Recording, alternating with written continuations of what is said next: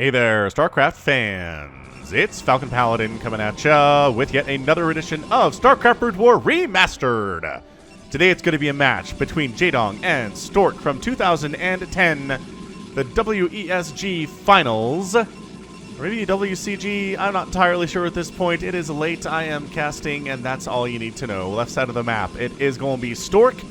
He is wearing the color blue today, and in the top right, we have Jaedong. He is brown today. Hooray! So big old crazy map looking at us today. Got the snow, got some trees with some snow on it, which is really fun. Tire tracks, I always find interesting. There are tire tracks in the mud in different places.